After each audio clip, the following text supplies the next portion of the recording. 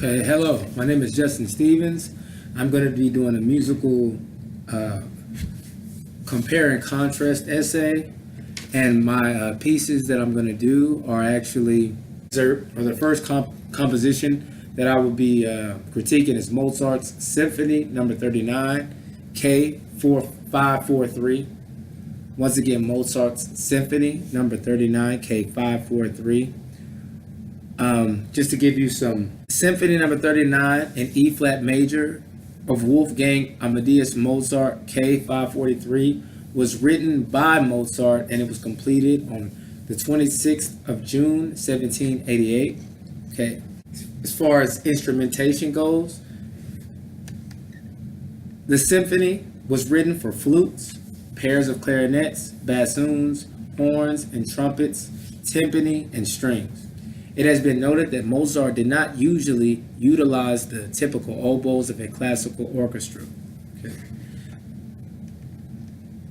As far as the musical period, the composition was written in the classical musical period. As far as purpose goes, Symphony Number 39 is the first of a set of three of Mozart's last three symphonies that he composed in rapid succession during the summer of 1788. It was said that Symphony Number 39 was composed as a unified work that was written to be a grand introduction in the manner of an overture. The style of music of the composition, the style of music is classical. The form of the first. So before we get into the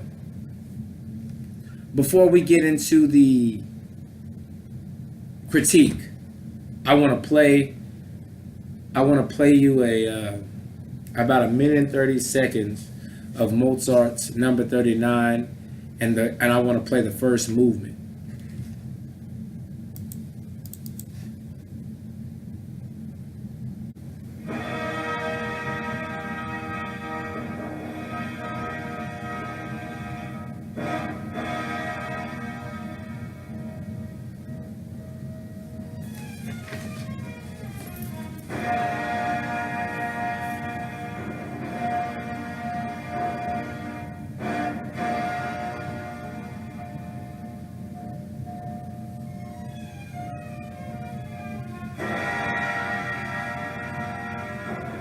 The actual form of the first movement was written in sonata form.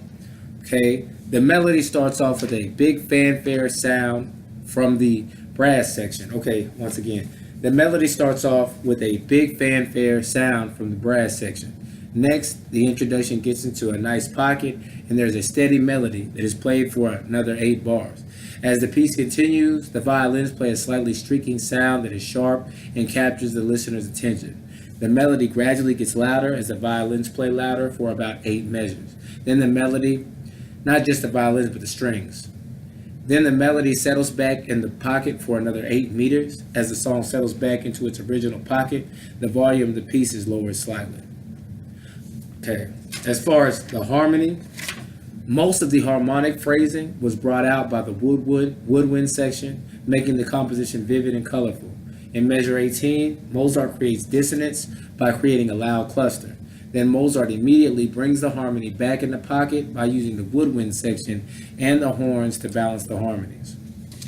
The texture of the first movement started with a thick texture as the piece began with the fanfare. As the first movement continued, the texture of the music started to become thinner. Later on in the first movement, the texture transitioned to becoming more bombastic, like the opening of the first movement. The next piece that I decided to compare and contrast was Billy Strayhorn's and Duke Ellington's Take the A Train. Okay, so first, the instrumentation. Take the A Train was written in 1941 by Billy Strayhorn and performed by Duke Ellington's orchestra.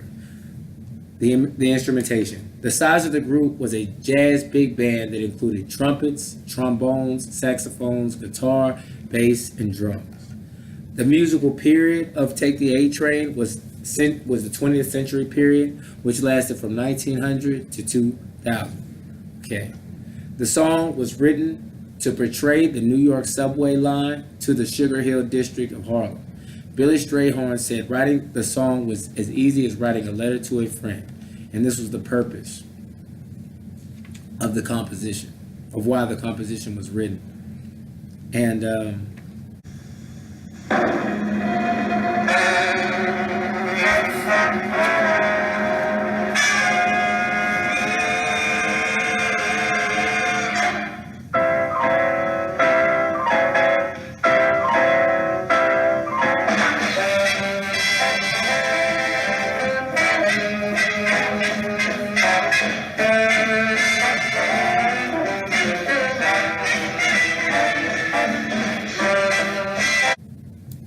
the form of Take the A Train was actually written in a 32-bar AABA song form. The song had 3 choruses, an introduction, an interlude, and a coda. As far as the melody goes, Billy Strayhorn and Duke Ellington's jazz standard had a theme and melody that contained a large amount of leaps and jumps in the composition. A distinctive feature of the melody is the disjunct center, which means the pitches leap around. Another distinctive feature was the syncopation, which is where there is a deliberate upsetting of the pulse through temporary shifting of the accent of a weak beat. Okay. Although the song is played in C major harmony, Take the A Train features the use of a held G note for the first of the composition, followed by another long G sharp note in bars 3 and 4. The reason G and G sharp is played in the opening measure is because G sharp is a common passing note in the key of C, and that explains the harmony. As far as the texture goes, the texture of the piece is exciting but thin. Many different instruments are playing, but the sound of the music is never overpowering or bombastic.